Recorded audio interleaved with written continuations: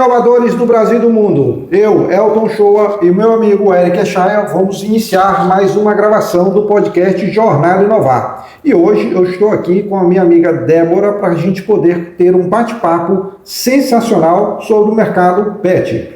Débora, muito grato por você ter aceito o nosso convite. Espero que a gente tenha uma excelente jornada hoje com você. Quem agradece sou eu, Shoa. Obrigada, Eric.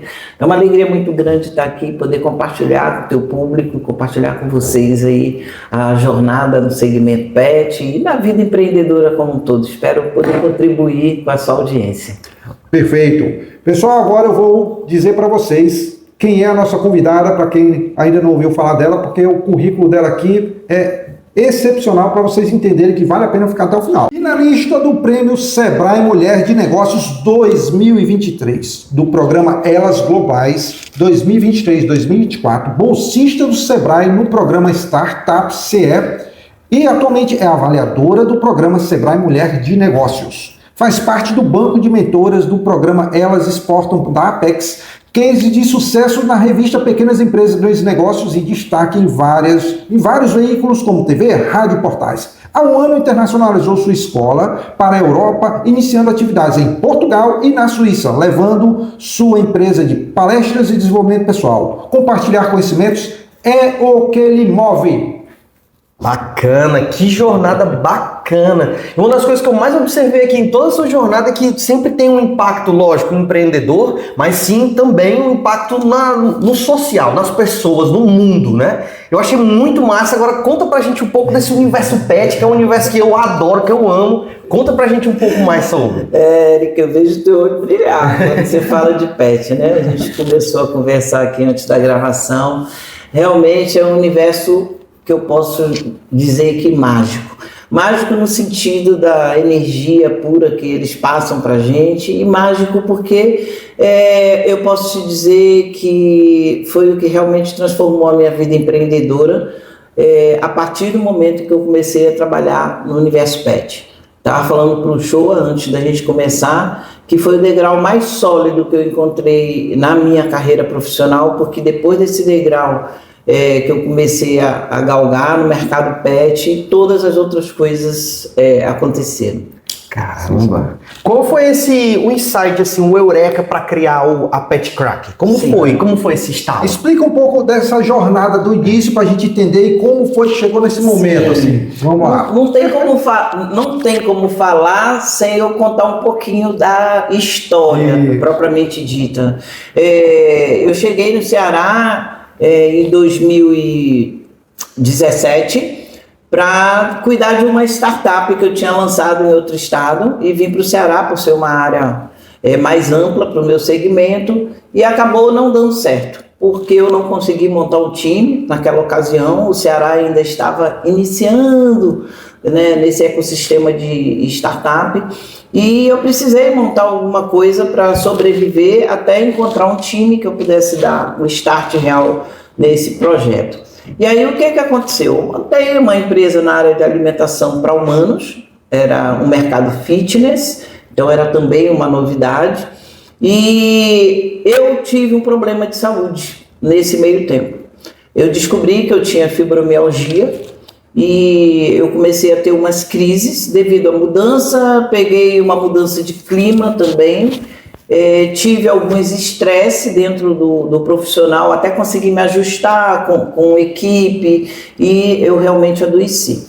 A empresa teve realmente muito sucesso, só que nesse meio tempo eu adoeci devido a muito trabalho, muita demanda e decidi que eu fecharia o meu restaurante e iria cuidar da minha saúde. Nesse momento que eu fui para casa cuidar da minha saúde, nós recebemos uma cadelinha, a Mia. A Mia chegou bem bebezinha. E aí a Mia estava aprendendo a fazer as necessidades dela no tapete e cada vez que ela ia lá e fazia certinho, eu dava um petisquinho. E a mamãe dela, a mamãe humana dela, um dia chega para mim e diz: Débora, não pode dar mais esse biscoitinho industrializado para ela. Por quê? Porque ela está com lágrima ácida. Na verdade, isso não era nem verdade, não tinha cabimento. Mas foi o que ela descobriu naquele momento e disse, não dê mais, porque a lágrima ácida dela é provocada por causa desse petisco. Aí eu peguei e falei assim, não, eu não posso me cercear desse prazer, porque ela fazia as necessidades divididas em 5 vezes por dia para ganhar o petisco. Ela era muito esperta. E aquilo foi mexendo com o meu estado emocional, me ajudando a me curar. Então ela trouxe o processo de cura realmente para a minha vida. E aí quando a mãe dela me proibiu de dar esse produto industrializado, eu falei, não, ou eu sou gastrônomo ou eu não sou. Eu vou desenvolver um produto que ela possa comer. E aí eu fui estudar. E quando eu estudei, eu desenvolvi uma receita sem corantes e sem conservantes artificiais. E peguei e dei para ela testar. E foi o boom, porque ela se apaixonou. De verdade. E quando ela se apaixonou, a mãe fazia parte de grupos de cães de raça. Existe isso na sociedade. Ela é uma Spitz alemã. E eu pedi, não dá para você me conectar com a pessoa lá do grupo para eu dar para outros cãezinhos fazerem o teste, e aí foi um grande sucesso. Sensacional. Caramba, que jornada bacana. A Mia é cofundadora aí. A Mia é famosa. Que legal. A Mia é famosa. E nesse mundo pet, quando você começou a startar o produto, você teve um insight, como foi essa jornada de estudar para esse produto? Porque uma coisa que eu tenho cães também, eu morro de medo de dar qualquer tipo de produto que na internet diz, um diz pode dar banana, o outro diz não, faz mal, aí você sempre fica naquela do qual o melhor. Eu sempre busquei fazer com muita maestria as coisas que eu faço. Então eu acredito que estudar, seja qual for a área que você vai atuar, estudar o que você vai fazer é muito importante. E como era um mercado novo para mim, eu precisei estudar 10 vezes mais. Então eu fui buscar informações e eu descobri naquele momento que existe uma lei que rege a alimentação animal.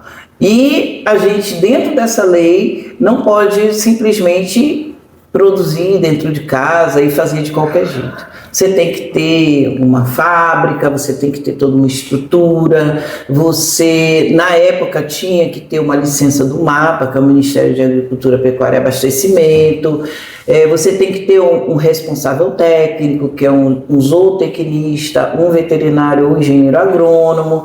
E aí eu falei, nossa, não é fácil, mas eu preciso encontrar uma maneira para justificar esse investimento que eu vou ter que fazer. E aí eu decidi que eu iria investir profissionalmente. Por quê? Porque este grupo, que na época tinha 200 pets associados, já estava comprando muito de mim. E um belo dia, na época era só o biscoito pet. Na época ela me pergunta, você faz o bolo pet? Eu digo, faço. Eu nunca tinha feito. Aí ela, eu quero um bolo pet. E aí foi a verdadeira inovação, entre aspas, porque eu preciso depois te contar alguma coisa que eu descobri depois disso. E aí o negócio foi crescendo e isso aconteceu no espaço de 4 meses. Com 4 meses, dentro do apartamento, eu decidi que eu tinha que montar uma fábrica porque já não comportava mais a produção e eu estava ganhando uma visibilidade muito rápido e eu tinha medo de ser processada, alguma coisa nesse sentido. A primeira coisa que eu fiz foi ligar para o supervisor do Ministério da Agricultura para entender mais, buscar profissionais especializados na área de alimentação animal para poder me dar o suporte técnico. Legal. E aí chegamos até aqui, né? Caramba! Isso é muito bacana de se comentar, porque eu curto muitas páginas onde o pessoal fala de receita para pet, mas ninguém cita o que você citou, que tem que ter toda uma responsabilidade na hora de fabricar. Então isso é uma coisa até para quem está assistindo nosso podcast ficar atento, não é só porque você viu alguém que, eu dou pro meu cachorro e pode. É sempre importante conversar com profissionais. Toda a jornada da Débora aqui mostrando que não é tão simples assim. Não é só misturar alguns ingredientes e dar pro cachorro comer. Pode adoecer seu cão. Então a Pet Crack já trabalha com um produto muito bem consolidado, que é seguro pro seu pet. Então o pet é que nem filho, né? A gente ama tanto que a gente não vai dar qualquer coisa para ele comer. Pois é, isso é raro a gente ver o empreendedor, e aí a gente diferencia algumas características do empreendedor que tem sucesso e daquele que para. Quando você entra no mercado regulamentado, que é o caso que você entrou, você foi atrás de entender as normas, como é que tinha que se adequar. Então, isso é um aprendizado muito importante para os empreendedores, entender que é preciso estudar, é preciso entender aquela área. Né? Todo mundo, o mercado de pet está bombando. Aí todo mundo, tanto que os cursos de formação nessa área veterinária e tudo mais estão bombando, né? Então, inclusive aqui na Unifomed também tem veterinário. Os cursos estão formando muita gente, não porque eles querem ir para cuidar dos animais tradicionais nas fazendas, eles querem entrar no mercado de pet também, que é um mercado muito grande, né? Então, você tomou as decisões que eu diria que são poucos empreendedores que buscar o conhecimento que você buscou. Você dá um exemplo de como empreender no mercado regulamentado da maneira correta. Isso é um aprendizado muito grande para quem está querendo entrar no mercado. Estude primeiro, não faça nada sem estudar, sem se planejar. Eu achei perfeito. Exato, o que você fez. Porque a gente vê a taxa de mortalidade das empresas nos primeiros anos é muito grande e um dos fatores é exatamente esse, não só no pet, em qualquer setor. Ou você tem essa competência ou você contrata pessoas para que possam te auxiliar nessa competência. Mas a gente sabe aí que 99% das nossas empresas no país são micro e pequenas empresas, e se você não consegue se associar, é muito difícil você ter condições de contratar realmente um técnico. Eu fui corajosa, eu tive noção muito rápido da dimensão do mercado e busquei inovar, sempre inovar. Porque como você se mantém no mercado hoje se você não buscar realmente inovação? Eu sempre busquei inovar, eu busquei superação e além de estudar a legislação, o produto especificamente, eu passei a estudar o mercado empreendedor como um todo, porque eu não estava aqui há muitos anos. Então eu precisava começar a participar desse ecossistema empreendedor.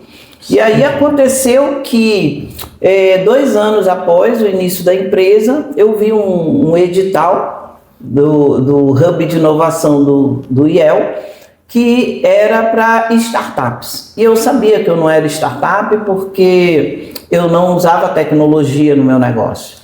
Mas eu imaginei, se lá é uma federação das indústrias e o meu negócio é uma indústria, eu vou me candidatar. Perfeito. E o meu negócio é inovação. Não é startup, mas é inovação. Exato. E eu me candidatei, eu fui a última colocada das 12 vagas que tinham.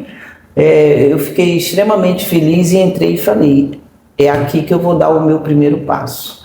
E realmente foi incrível, foi fantástico, eu tive todo apoio que eu precisei naquele momento. Eles começaram a me mandar para feiras, começaram a realmente valorizar, me deram uma estrutura, eles investiram muito em mim, o Smart Money, tudo que eu precisava de apoio de empresas de engenharia alimentícia para poder me dar toda a parte técnica. Nossa, foi incrível, a parte de arte visual, tudo. E foi o primeiro passo que eu dei realmente para conseguir ter esse destaque para a minha empresa, para mim como pessoa no mercado. Daí a gente foi crescendo, viajando o Brasil todo pela empresa como destaque. Hoje a gente está até na Europa, né? Perfeito, sensacional. Você destaca aí a importância da gente ter um ecossistema com locais onde a gente pode se conectar e possa crescer, né? Então os hubs, os locais onde a gente tem o poder público, mais a sociedade, mais a universidade, todo mundo se juntando ali para promover inovação, isso é importantíssimo, né? Então você falou de uma experiência aí fabulosa que você teve com o IEL. É importante para o pessoal entender que a gente precisa de espaços, quanto mais espaços como estes, espalhado pelo Estado, mais a gente vai conseguir trazer os talentos ali, colocar esses talentos para produzirem de fato inovação. E uma das coisas que eu defendo muito a gente precisa de empresas inovadoras, a gente precisa de startup, porque elas normalmente dão mais espaço para os jovens, principalmente quando entra na área tecnológica, os jovens têm mais espaços dentro dessas empresas, porque os os empreendedores inovadores não têm qualquer tipo de preconceito com relação, né, a trabalhar com jovens. Já as empresas mais tradicionais, às vezes, para os jovens escalar ali dentro é mais demorado, mas uma startup não. Acho que, pelo menos do meu ponto de vista, eu vejo que é preciso a gente ter mais oportunidades de terem mais locais para as startups poderem crescer, sejam startups ou empresas inovadoras como a Sul, que naquele momento estava como uma empresa inovadora. Então, acho que são pontos fundamentais que você falou, que fazem todo sentido e que mostram a importância da gente ter locais como este. Né? Sim, o investimento da iniciativa público-privada dentro da área de inovação é fundamental, porque a gente vive num mundo que não tem mais retrocesso, né? Então, se não houver esse apoio, que inclusive precisa ser dado desde nossas crianças, né? A gente vem daquela época de feiras de ciências, que ainda existe até hoje.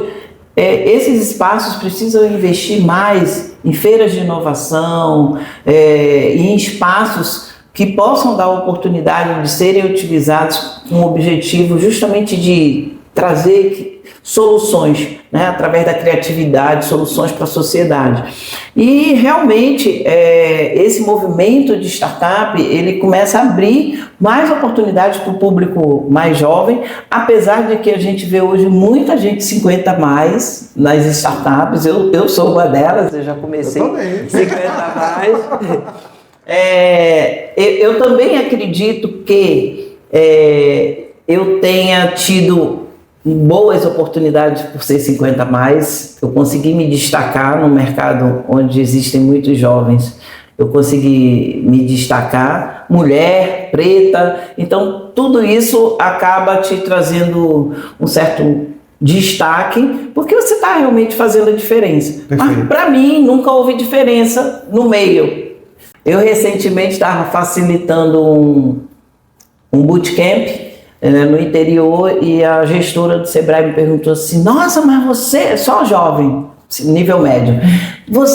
Eu tenho que estar junto com eles, para não sentir a idade. Né? A gente já acorda de manhã, uma dor aqui, outra ali, durante o dia a gente tem que pegar essa energia da juventude. Então, a inovação, ela precisa estar dentro de espaços onde possa reunir todos aqueles que estão realmente querendo trazer novidades, trazer maneiras mais eficazes, mais eficientes de solucionar problemas. Né? Sensacional.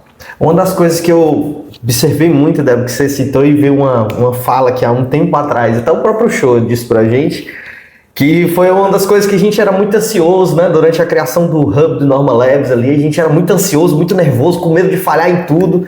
E aí foi uma frase muito bacana que o show falou que, olha, meu caro, estamos aqui para se ajudar. Graças a toda essa resiliência e a experiência que a gente vai criando ao longo da jornada é que faz a gente ficar tranquilo. E eu já fui aos prantos ao show, meu Deus, eu acho que não vai dar certo o show que a gente vai fazer. Ele, calma, tenha calma, o mundo não vai acabar porque a gente falhou. A gente se levanta e tenta de novo. Então, uma das coisas que eu vejo muito na sua pontuação é essa tranquilidade. As coisas são difíceis? Claro que serão, mas o empreendedor de verdade é aquele que se acalma perante ao caos, né? Érica, eu sempre digo para o meu público, não vamos romantizar empreender. Não vamos romantizar. Não é cor-de-rosa. Tá? Empreender é realmente para pessoas que gostam de desafios. E viver no mundo de hoje, quem não gosta de desafios vai sofrer bastante.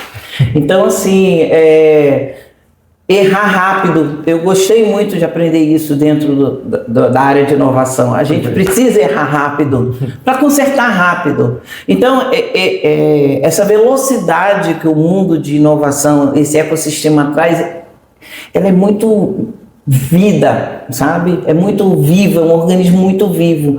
E isso ajuda. Para mim, especialmente, né? Tô aí na casa, chegando nos 6.0, é vital estar nesse ambiente, é vital. E eu já vinha com mais de 40 anos de vida empreendendo em outras áreas fora do ecossistema, então eu já trago uma bagagem, porque a gente fala de inovação, mas empreender é empreender. Então eu venho com uma bagagem de sucesso, de muito fracasso, de sucesso, de se reinventar, de se reerguer, até se encontrar. Né? E eu vejo que esse momento é muito especial esse momento da humanidade. Eu tive o privilégio de passar de um século para outro, então eu vi muita coisa acontecer, estou vendo muita coisa acontecer.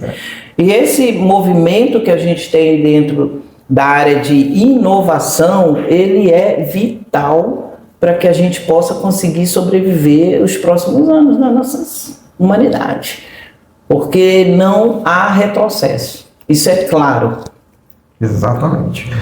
E nessa questão de errar rápido e corrigir rápido, eu tive num evento em São Paulo semana passada e uma pessoa me abordou lá de um projeto que a gente trabalhou lá para construir um modelo de crowdsourcing, que é a gente identificar pessoas próximas do local onde está acontecendo o evento para contratar essas pessoas para ir lá tirar foto para evitar a gente se deslocar, né?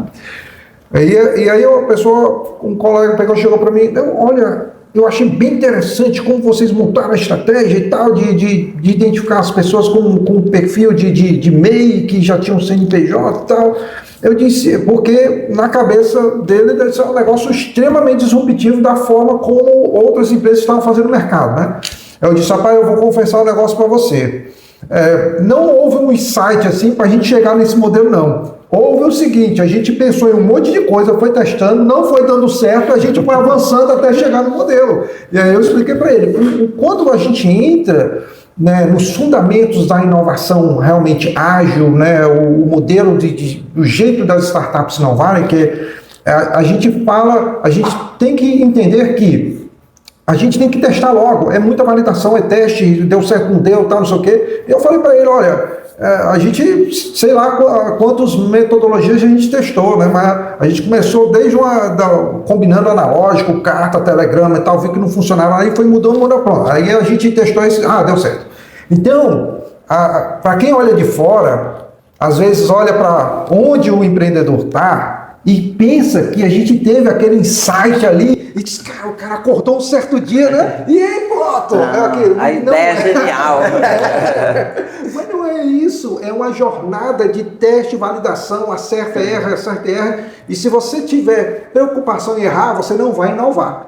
Você tem que ter, assim, vamos errar, vamos testar logo e tal, não sei o quê. E essa cultura de liderança, eu acho que essa jornada, essa onda das startups que a gente está passando nessas últimas décadas, ela está mexendo com as próprias empresas. Por exemplo, o próprio conceito do intraempreendedorismo desenvolvido, que é a área do Eric ali dentro da Normatel, ela traz ali uma visão interna de uma grande organização, mas totalmente alinhada com o mesmo modelo que o empreendedor de uma startup está pensando, né? São mindsets similares.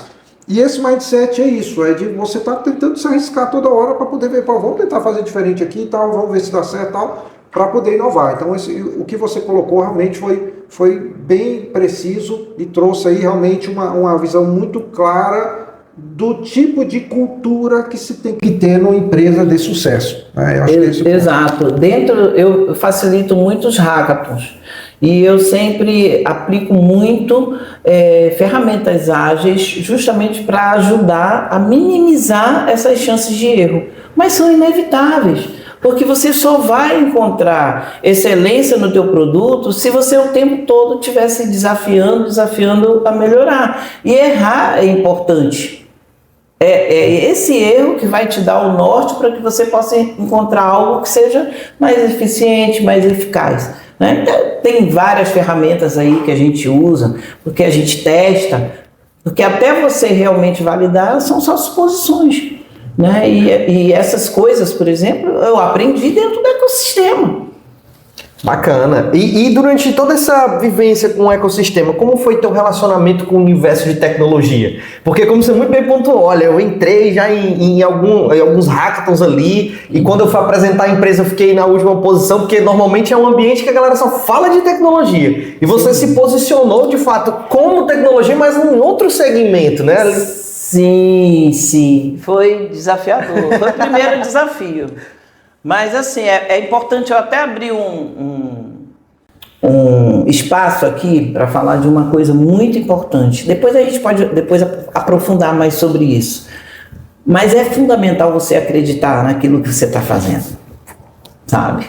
Mesmo que a tua ideia não seja a melhor ideia do mundo, você tem que acreditar para poder pelo menos invalidar se aquilo ali vai funcionar para resolver o problema de alguém. Então é acreditar. E eu tinha certeza muito grande que aquilo ali tinha que ser feito, porque já vinha me dando um sucesso dentro do que eu vinha fazendo no mundo offline, mas eu sabia que tinha futuro. Mercado pet, a gente está vendo que está crescendo, e eu sempre fui atrás de dados. Eu sempre trabalhei minhas métricas, isso são coisas importantíssimas que ninguém pode deixar de fazer. O make, seja quem for, você tem que fazer.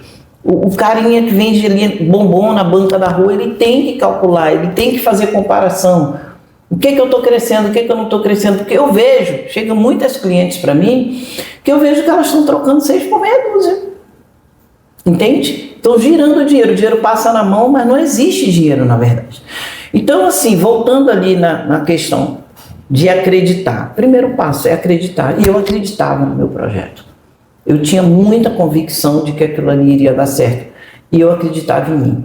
Eu sabia que eu podia fazer a diferença. E no dia que eu recebi a ligação dizendo você foi aprovada, eu disse, eu vou ser o seu case de sucesso. E realmente eu fui o case de sucesso. Nenhuma das startups que estavam lá sobreviveram, só eu. Né? E cresci, segui o caminho que eu queria, a minha visão foi se abrindo. E depois de um tempo, eu comecei a sentir muito forte a coisa do propósito. Eu precisava viver o meu propósito dentro da minha profissão. E quando eu falei lá atrás que a Pet Cracker foi um degrau muito importante e sólido para mim, é porque foi através dela que eu ganhei a visibilidade para conseguir aliar realmente o meu propósito com minha capacidade e poder juntar tudo e fazer o que eu faço hoje. Né? Hoje eu tenho a minha produção terceirizada, por quê? Porque eu capacitei pessoas. Eu já capacitei mais de 400 mulheres no Brasil, já tenho mais de 100 fora do Brasil. E hoje eu posso me dar o luxo de ter minha produção terceirizada para que eu possa fazer as duas coisas, né? Cuidar daquilo que está ligado ao meu propósito. A Pet Cracker, ela é muito viva e sempre será, tem novidades chegando.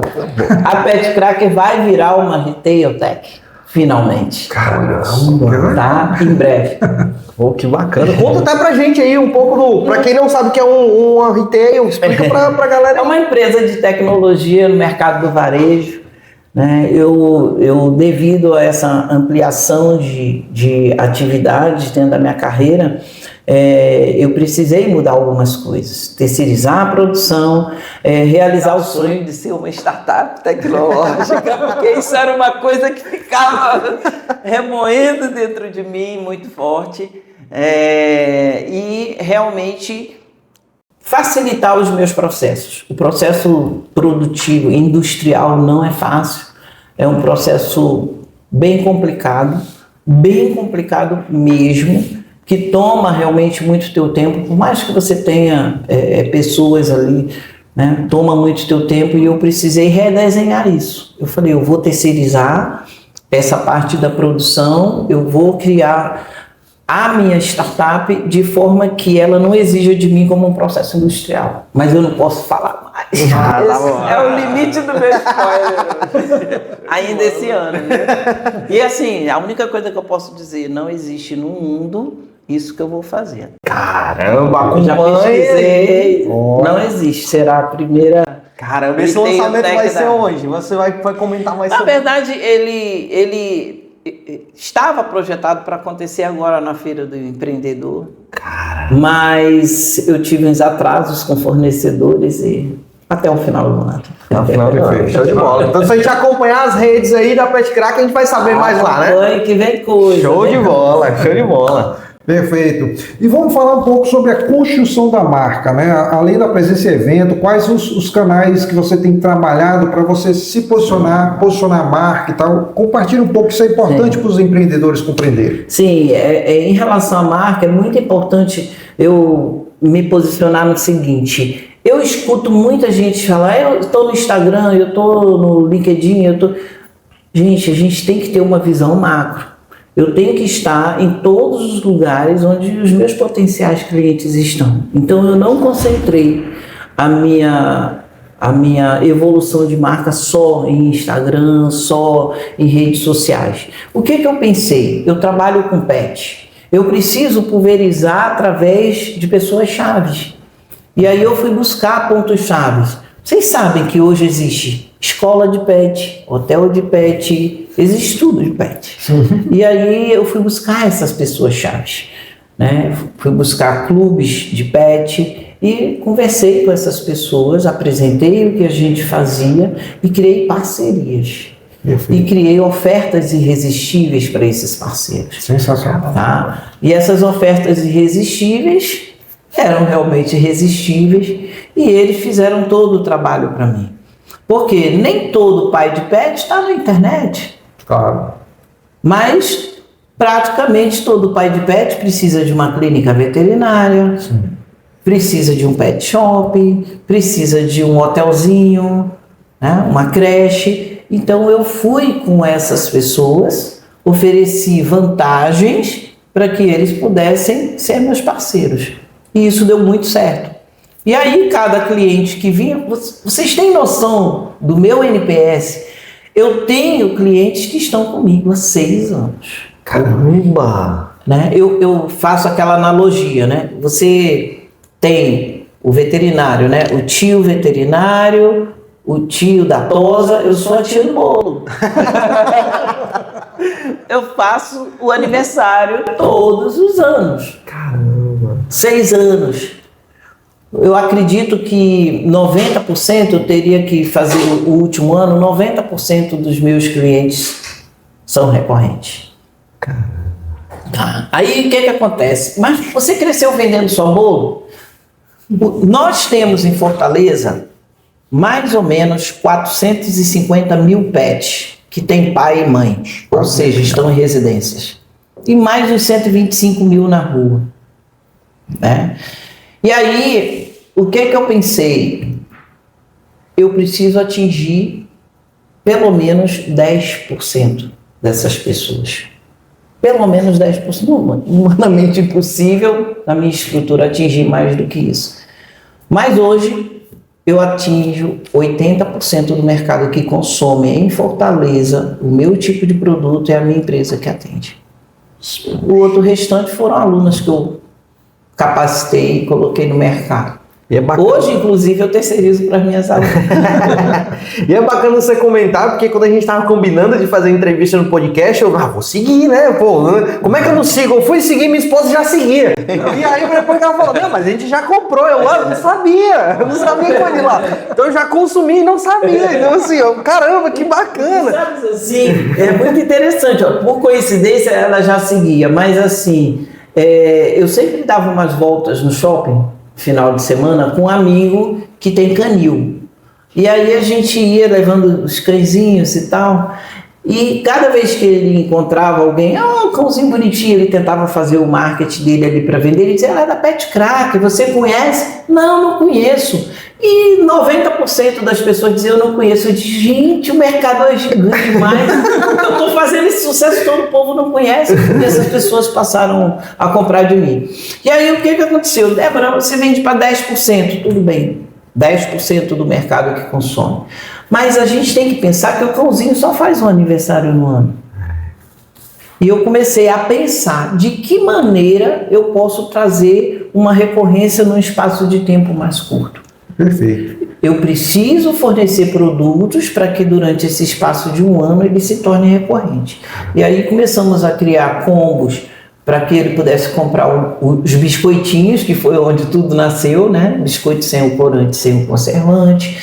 E o diferencial que eu comecei a criar justamente para trazer inovação é que hoje a gente reproduz alimentos para humanos, só que para pet. Se a gente fala de festa de aniversário, o que tem lá? Coxinha, brigadeiro. Então nós temos conchinhas, brigadeiros, cãonotes, cãonetones, malçando o almoço, paçoca para as festas juninas. Então, eu sempre busquei trazer inovação para o negócio. E trabalhar as datas, né, festivas totalmente temáticas. Reproduzir tudo. Até sushi a gente tem. Pô, legal. Eu vou oferecer essa daí, hein? Essa daí é bacana. Meus clientes vão adorar, você é doido? Cara, uma coisa bacana pra quem chegou até aqui do episódio, a gente acabou de ter uma aula aqui de como posicionar sua marca, como se conectar a uma rede, como você identificar um público-alvo e mentalizar qual o tamanho, né, a fatia desse mercado que você quer alcançar. A Débora deu uma aula aqui de empreendedorismo no segmento dela aqui. Para quem está acompanhando, pega essas ideias, pega essas sugestões e anota. Porque se você não está fazendo isso no teu negócio, cara, rever, procura entender onde que você está, o que você quer alcançar, qual é essa posição que você está ocupando. E, cara, foi muito bacana, Débora. Mas, eu achei incrível aqui que você pontuou. Sim, mas é importante ressaltar o seguinte. Como eu disse, eu já estou caminhando para os 60, né? Eu venho de um mercado totalmente diferente. Antigamente a gente empreendia literalmente com o umbigo no balcão e as pessoas vinham. A gente tinha menos concorrência, era uma outra realidade. Então tudo isso aí que você acabou de pontuar, eu posso dizer que eu aprendi dentro do ecossistema. Então a importância de você estar atualizado, estar envolvido, participar, buscar grupos, buscar pessoas, buscar ambientes mesmo de inovação, é muito importante. E para você ver, eu aprendi isso de 6 anos para cá. Caramba. De 6 anos para cá. Só que não basta você ter conhecimento se você não aplica. É isso. Então a grande diferença foi que eu busquei conhecimento e apliquei, justamente porque eu sabia que eu precisava errar rápido para consertar rápido. Mas quando você passa de 50. Tem que ser mais rápido aí. Perfeito. E um dos grandes desafios que os empreendedores têm ao longo da jornada é fazer essa transição que você fez com maestria aí, de sair da operação e evoluir com o estratégico, conseguir formar as equipes, conseguir formar lideranças, né? Então, essa transição de formar novos líderes para que você possa ir mais para o estratégico e sair um pouco do operacional do tático, é uma transição difícil. Como é que foi isso para vocês? Compartilha um pouco dessa experiência. Na verdade, isso viver dentro do operacional passou a ser uma dor. Uma dor que estava muito intensa. Por quê? Porque eu já tinha um destaque lá fora e eu tinha que aparecer e eu estava sempre paramentada dentro de uma linha de produção. Isso era muito complicado. E a gente tem um déficit muito grande na indústria brasileira, principalmente quando você fala pequenas indústrias. As pessoas não te dão credibilidade para realmente vestir a camisa do negócio e estar ali trabalhando com você como colaborador. A pessoa de repente não entende que você ainda está daquele tamanho, mas que existe um planejamento para você crescer e ela não quer pagar para ver. A gente tem outros fatores que a gente sabe, que eu acho que de repente não convém falar, mas existe muita facilidade. Quando você fala de salário mínimo no Brasil, existem várias maneiras de você ganhar salário mínimo sem se esforçar muito. Então, quando as pessoas comparam, eu prefiro ficar aqui ganhando benefício do que ir trabalhar 8 horas por dia. Então foi muito difícil realmente montar uma equipe, mas eu consegui montar. Eu terceirizei a parte óbvia de responsável técnico, sempre foi terceirizada, mas depois de muito estudar, eu descobri que para mim talvez fosse mais interessante realmente terceirizar a produção. E foram 2 anos de muita busca até encontrar o perfil ideal, as pessoas responsáveis. Então hoje está na mão de uma nutricionista de humano e uma veterinária.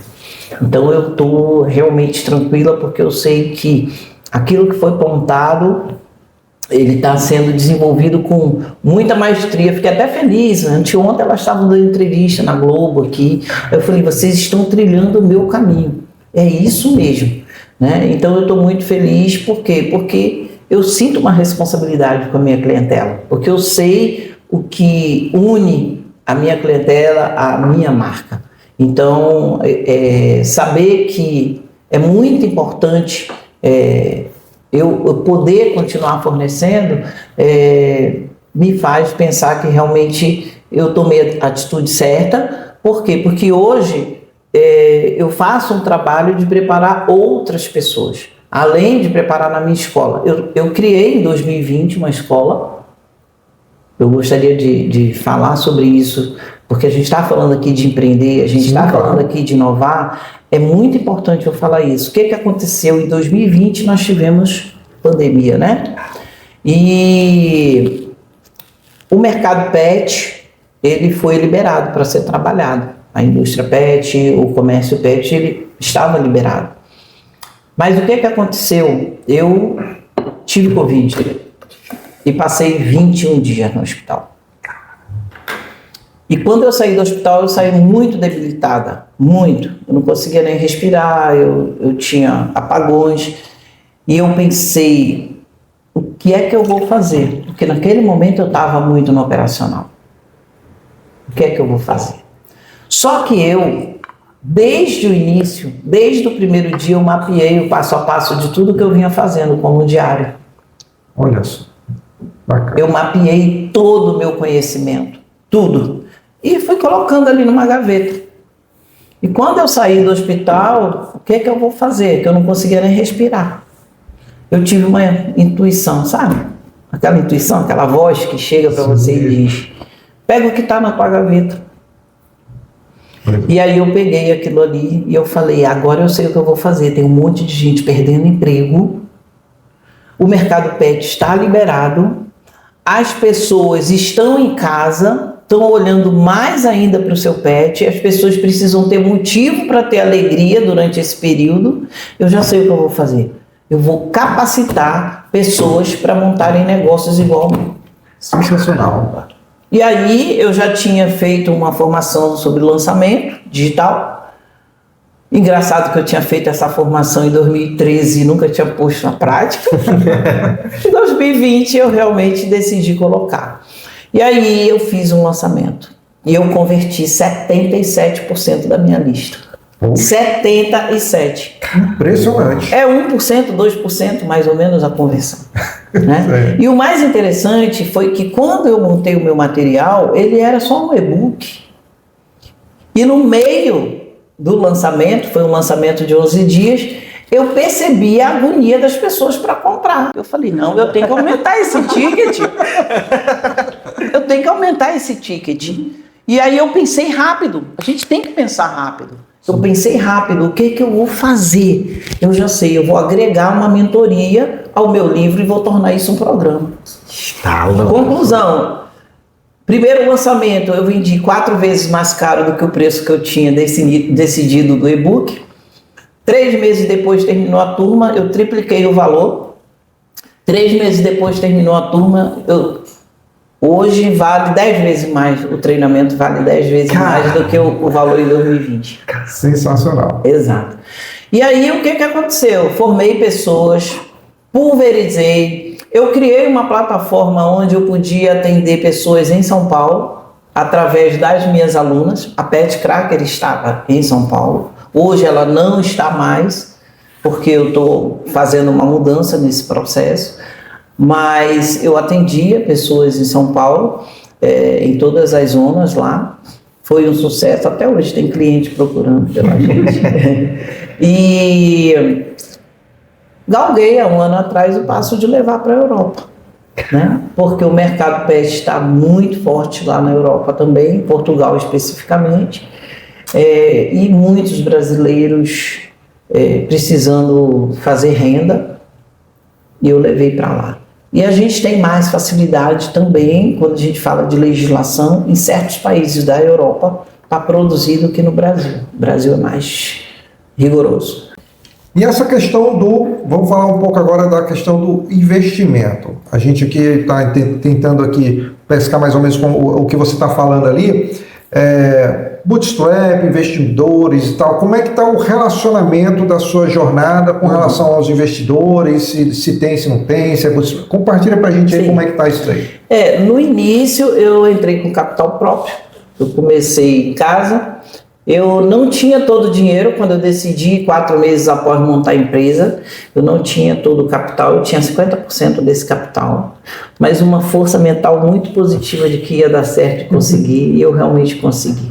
Eu investi lá em 2019, um valor bem substancial para montar a estrutura.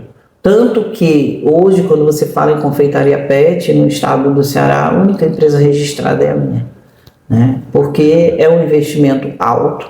E se a pessoa não tiver esse espírito empreendedor de fazer a coisa acontecer, você realmente não consegue sobreviver. Eu precisei inovar o tempo todo para conseguir ter condições de manter a empresa e ainda ter lucro, né? Porque a operação ela acaba saindo cara.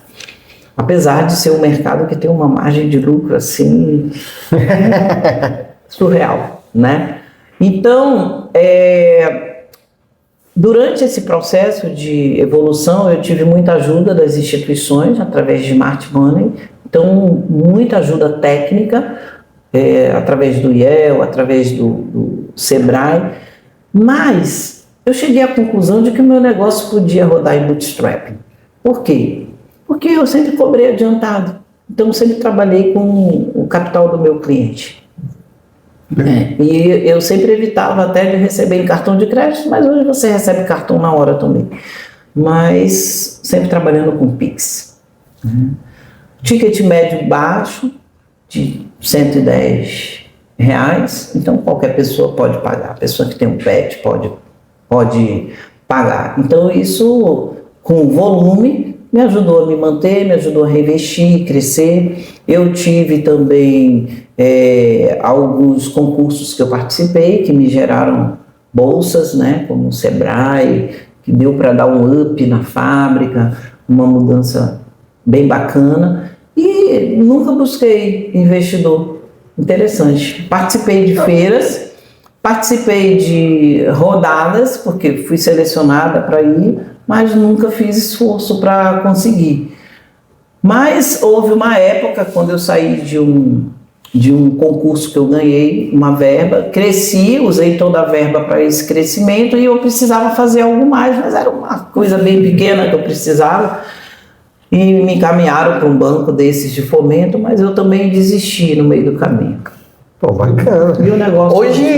Hoje, como o negócio ele está bem encorpado, ele já está bem estruturado, como é que foi assim, uma comparação entre os mercados? Você falou um pouco de São Paulo, daqui do Ceará, agora também Europa. Comparando esses mercados, assim, qual foi os maiores desafios de cada um deles? Bem, quando a gente fala de desafios, São Paulo, para mim, o maior desafio foi gerir a distância.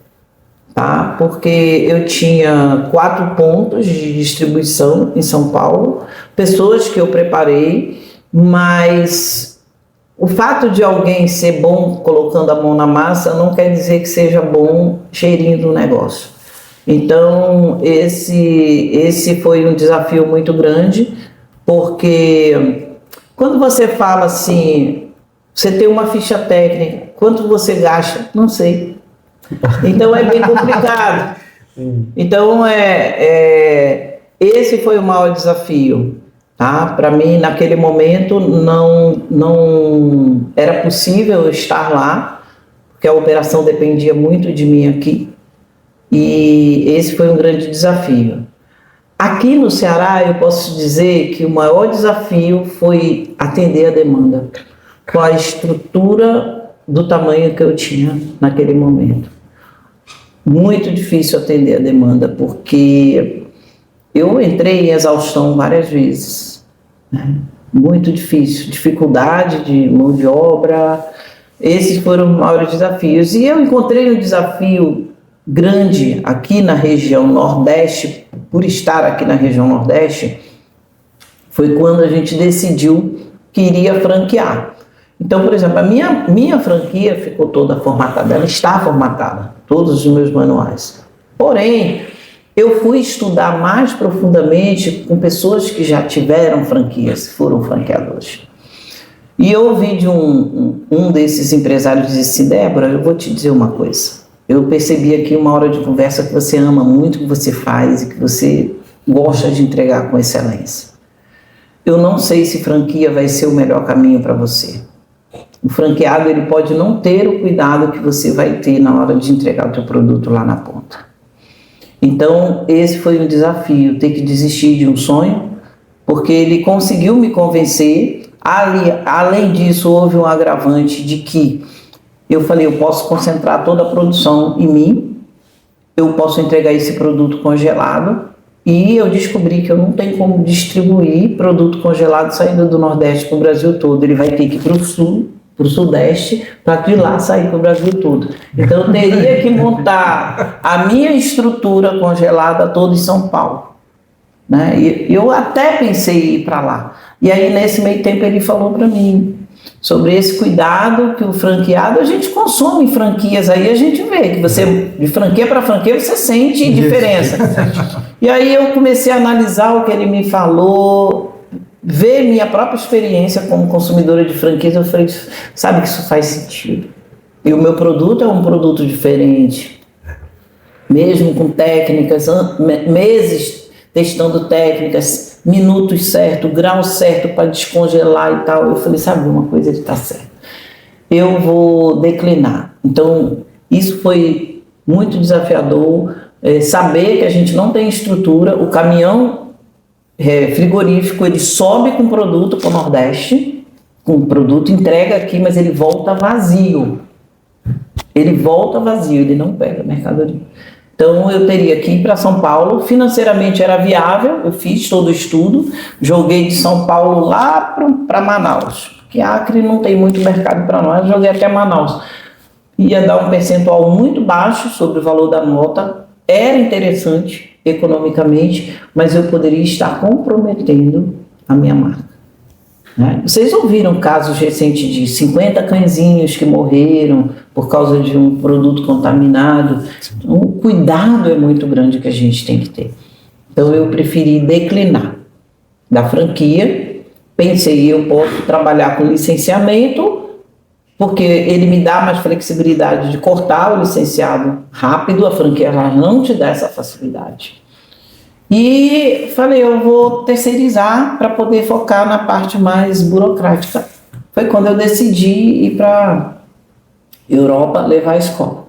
Quais são os desafios na Europa? O maior desafio é a língua, porque apesar de ser português é totalmente diferente. E quando você vai para a linguagem técnica, aí é que muda mesmo. Então esse foi o maior desafio. A primeira turma eu tive que pagar uma tradutora para fazer toda a parte de impressa no português de Portugal. Então foi uma primeira turma que não me deu lucro, porque é por palavra que a gente paga a tradução. Caramba! Mas depois disso, só lucro. E uma coisa interessante, apesar da gente dizer assim, Europa, euro, brasileiro paga melhor, entendeu? A escola vende melhor no Brasil do que na Europa a nível de valor. Por quê? Porque quando você vai montar um curso desse, você tem que ter como parâmetro confeitaria PET. Quanto é um curso de confeitaria humana? Né? Confeitaria para humanos. Então eu não poderia ficar muito distante, porque o cliente que está vindo para mim, o aluno, é um aluno novo, então ele vai usar como comparação aquilo, não tem jeito. Sim. Ele não vai entender que eu estou oferecendo para ele um curso onde a margem de lucro dele é 400%. Ele só vai saber isso depois que ele está lá. Entendi. Aí o que eu fiz? Eu dividi o meu curso em vários módulos. Então, para ficar barato, eu dou um módulo aqui, aí ele já entende que ele pode ganhar 400%, aí para ele fazer um outro módulo, ele paga mais caro, porque ele sabe que ele vai ter como pagar. Boa. Estratégia muito boa. E agora, assim, todo negócio, toda jornada do empreendedor sempre tem histórias inusitadas, assim, né? A gente gosta de ouvir essas histórias aqui.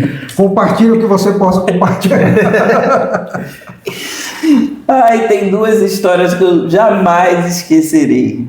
Tá? Não sei nem se é pertinente de fica à vontade. Aqui a gente tem que contar essas histórias. Gente, o mercado pet está tão em alta que eu recebi Pix falso para pagar bolo de festa pet. Só que eu vi antes e não entreguei. E o motorista do aplicativo roubou o bolo do cachorro. Não. Até hoje eu fico imaginando a cena, porque ele pode ter pensado que era de humano e meteu a boca. Eu queria ser uma mosquinha para entender. Imagina ele mesmo mordendo. Nossa, tá diferente isso Então, aqui. assim, eu sempre trabalho com um aplicativo que é mais sério. E aí o cliente que manda, né, o carro. E aí ela pediu de um aplicativo que é mais duvidoso. Aí o que eu entreguei o bolo lá. Passa mais meia hora, ela me liga chorando. Que tinha um motorista roubou o bolo. Oh, cara, meu Deus. E aí eu virei expediente fazendo um novo bolo para ela. Mas assim, essas são histórias assim que marcam de verdade. É inusitada. De fato. E quando você está olhando agora mais para frente, vendo ali o futuro e tal, as coisas acontecendo, um monte de a gente nesse momento de tecnologia virando e um monte de coisa tecnológica, como é que você olha para frente? O que você imagina? O que você pode compartilhar com a gente aí? Quando a gente olha a nível de tecnologia dentro deste negócio, eu vou abordar aqui os dois lados, né? Dentro desse negócio do segmento pet, Débora, empresária, eu realmente quero investir nisso, tá?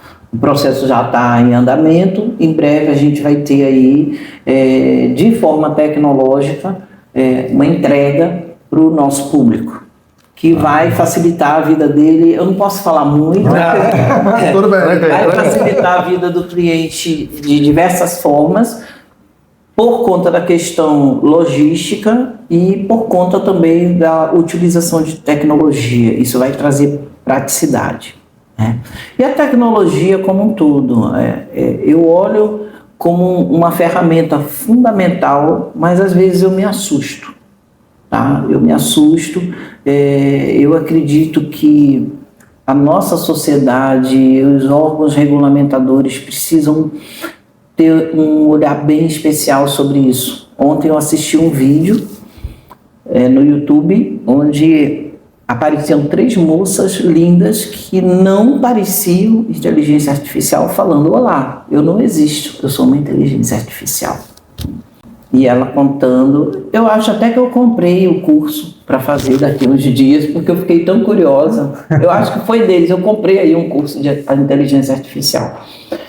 Então, é um terreno onde a gente tem que pisar com cuidado, é um terreno onde a gente tem que se proteger muito, porque como eu vi algo muito realista ali, você pode fazer qualquer coisa.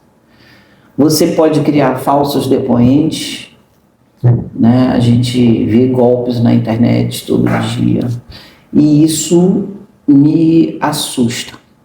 Por outro lado, eu também eu gosto muito da área de educação. Eu posso usar isso muito para educar. Criar personagens realmente para educar. Perfeito. Né? Então, é uma limiar, sabe? É muito tênue isso.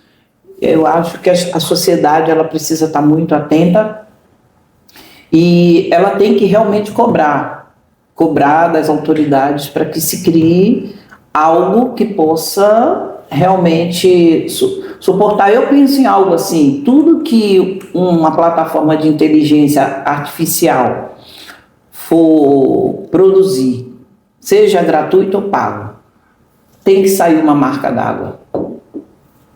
Perfeito. Eu acredito que isso tem que ser legalizado. Tem que sair uma marca d'água, porque quem está assistindo tem que ter ciência de que aquilo ali não é real. Né? Você tocou num ponto fundamental. Inclusive, o Google está trabalhando, né, mas numa estrutura que você consegue identificar por dentro, não com o ser humano. Né? Já estão trabalhando para criar uma estrutura para poder realmente separar essas assinaturas digitais. E você colocou a marca d'água, é justamente isso, né? As empresas estão conversando sobre isso para que esses vídeos eles possam ser rastreados para a gente saber realmente o que é real ou não. O momento que a gente vive é bem complexo, né? E como você falou, tem coisas muito boas que a gente pode extrair da IA, mas também tem esse outro lado, né, que a gente vai ter que conviver com os golpes. Isso pode realmente trazer para a gente ali uma situação bem delicada. É muito sério, Shoa. E assim, me preocupa muito a nossa juventude. Eu acho que é um momento de nós, educadores, trabalharmos muito realmente. Eu gosto de trabalhar com jovens exatamente por isso, né? Onde a gente está ali, né? Infância, juventude, formando a base. Porque ela pode estar criando cidadãos preguiçosos de pensar, de raciocinar, de interpretar, e isso realmente amedronta. Eu estava olhando agora assim, a China hoje tem mais robô do que todos os países do mundo trabalhando. Então, é uma velocidade muito grande, é muito assustador, mas eu acredito que se a gente não se posicionar, nós educadores, a gente não se posicionar de proteger, né, as nossas crianças como seres humanos capazes de ter esse desenvolvimento cognitivo, esse desenvolvimento educacional, cultural, a gente pode ter perdas muito, muito grandes. Porque se tudo virar máquina, como as pessoas vão sobreviver? E não vai precisar de tanto operador. A gente chega ao ponto que talvez um painel você movimente 100 robôs com um painel só.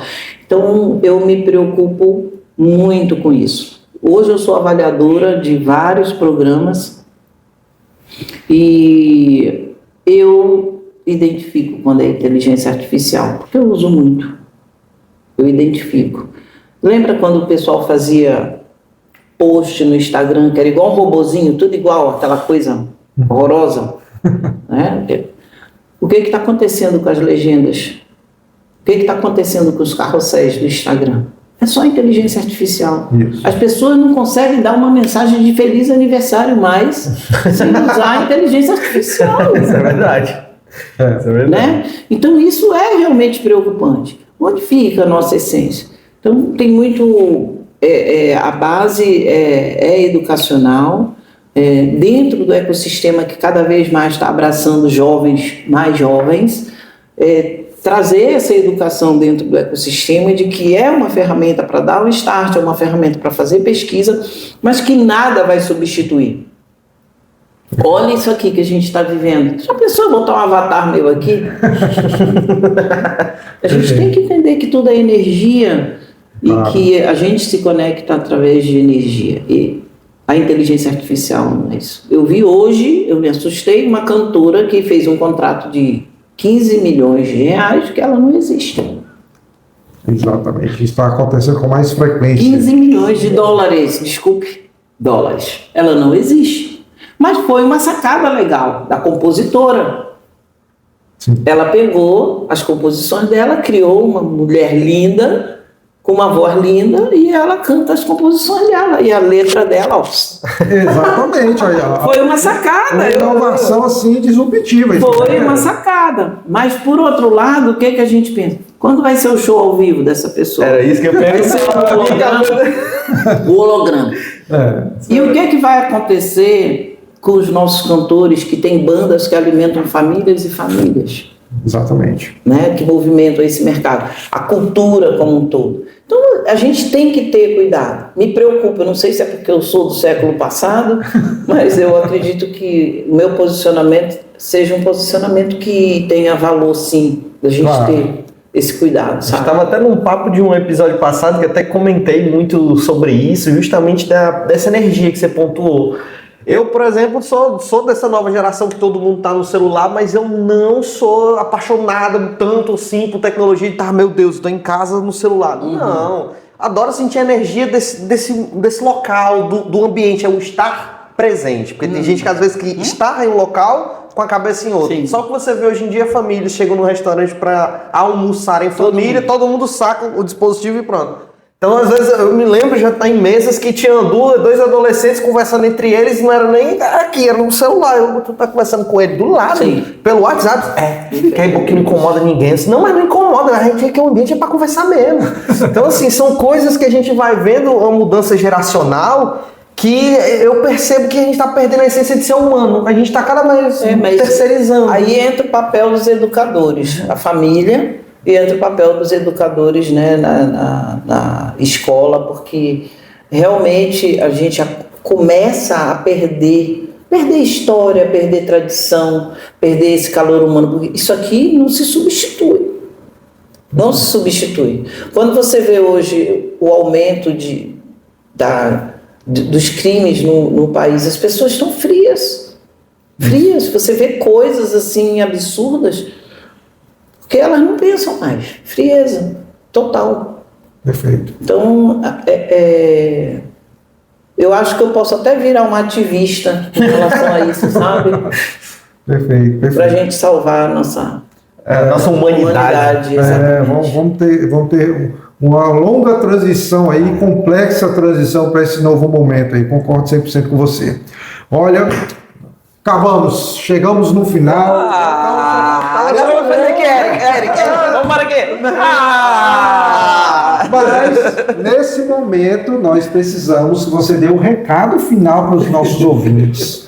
Você pode compartilhe com eles aí aquele rápido, assim, o melhor insight, aprendizado, algo rápido para que nossos ouvintes gravem essa informação para a gente poder finalizar com chave de ouro aí. Pode ficar à vontade aí para poder fazer. Eu quero falar para os teus ouvintes empreendedores. Eu vou repetir aqui para quem está chegando depois do que eu já tinha dito. Empreender não é um conto de fadas, mas ele pode sim transformar a sua vida no conto de fadas, a partir do momento em que você exerce algo que esteja alinhado com o teu propósito. É muito importante. E talvez para descobrir isso você leve alguns anos, mas busque fazer algo que realmente esteja alinhado com aquilo que você ama, para que quando você acordar de manhã, teu coração cante, porque a gente vai ter dificuldades. Eu estou chegando a esse momento da minha vida com uma coleção de experiências gigantescas no mundo offline, no mundo online, dentro do ecossistema. Abrace todas as possibilidades que chegarem para você, no sentido de pessoas que trazem uma bagagem de experiência, para que vocês possam minimizar os erros. E não tenha medo de errar, porque errar faz parte do processo, e errar é o que te ajuda a dar um passo próximo ao teu objetivo final. É possível? Totalmente possível. Eu tenho uma trajetória além até do que eu podia imaginar, e eu estou falando aqui de uma pessoa com praticamente 60 anos, que está dentro da área de inovação. Eu sempre amei empreender e sempre amei ajudar pessoas. E quando eu descobri meu propósito, eu descobri que eu poderia ajudar pessoas a empreender, e empreender fazendo isso. Então hoje eu estou aqui para deixar essa mensagem de que é possível sim, em qualquer fase da tua vida, mas que você precisa estar nos lugares certos, com as pessoas certas, e principalmente aberto a novas experiências, a ouvir aquilo que as pessoas têm para contar, para que você possa trilhar o caminho das pedras sem tropeçar bastante. Chegamos ao final de mais um episódio sensacional, conteúdo imperdível, e eu vou pedir para você compartilhar esse episódio com seus amigos, dar 5 estrelas lá no Spotify, dar o like no YouTube, acompanhar nossas redes. Estamos aqui numa infraestrutura sensacional, que é da Unifometro, nosso patrocinador principal aqui, que nos fornece essa infraestrutura para que a gente possa levar esse conteúdo para você, gratuito. Não deixe de compartilhar. Precisamos muito do seu apoio para que a gente continue fazendo programas com alto nível e que você tenha acesso ao conhecimento para aprender e para compartilhar e levar seus sonhos à frente. Muito obrigado.